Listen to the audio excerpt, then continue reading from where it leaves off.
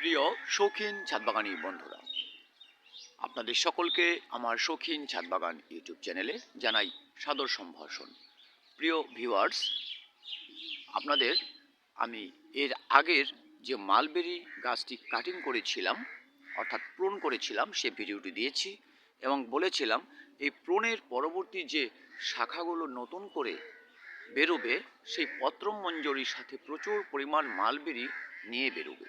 Viewers, দেখতে পাচ্ছেন আজকে মাত্র 8 দিনের ব্যবধানে সেই সমস্ত কুশিগুলো যেগুলো ঠিক এমন সুপ্ত অবস্থায় ছিল, আপনারা দেখতে পাচ্ছেন এখানে কিন্তু সুপ্ত অবস্থায় আছে। ঠিক এমনটা সুপ্ত অবস্থায় যেগুলো ছিল সেগুলো কিন্তু এখন ঠিক এভাবে প্রচুর পরিমাণে মালবেরি নিয়ে বেরোচ্ছে প্রত্যেকটি শাখায়। দেখুন,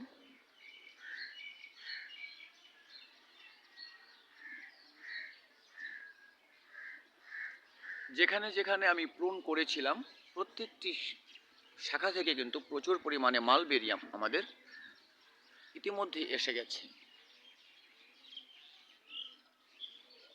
ভিউয়ার্স, প্রতিটি প্রজাতির গাছের একটা ভিন্নতা থাকে, নিজস্বতা থাকে।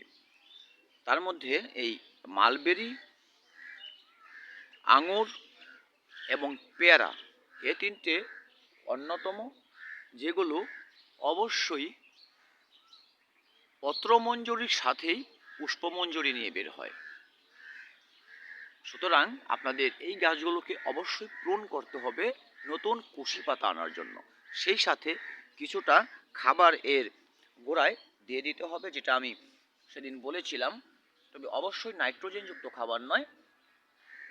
এখানে আপনারা হাড় গুঁড়ো 1 মুঠো, শিংকুচি 1 মুঠো এবং ভার্মি কম্পোস্ট 1 মুঠো, এই 3টে উপাদান নিয়ে নিতে পারেন। যার কাছে ভার্মি কম্পোস্ট নেই তারা কিন্তু পুরনো গোবর সারটাও নিতে পারেন। তাহলে কিন্তু ঠিক এইভাবে আপনাদের কুশি পাতাগুলো বের হয়ে আসবে।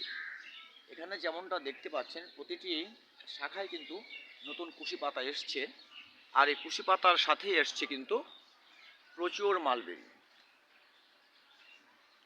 আমি আপনাদের দেখানোর চেষ্টা করছি মালবেরিগুলো, প্রচুর মালবেরি কিন্তু চলে এসছে।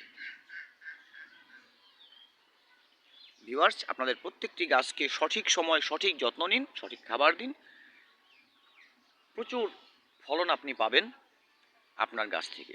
ভিউয়ার্স, আজকে শুধু এই মালবেরি গাছের আপডেটটুকু নিয়েই এসেছিলাম আপনাদের সাথে শেয়ার করার জন্য, যে প্রুনিং পরবর্তীতে কীরকম মালবেরি নিয়ে আসা সম্ভব একটি গাছে, সেটুকু। ভিউয়ার্স, ভিডিওটি দেখার জন্য সকলকে ধন্যবাদ।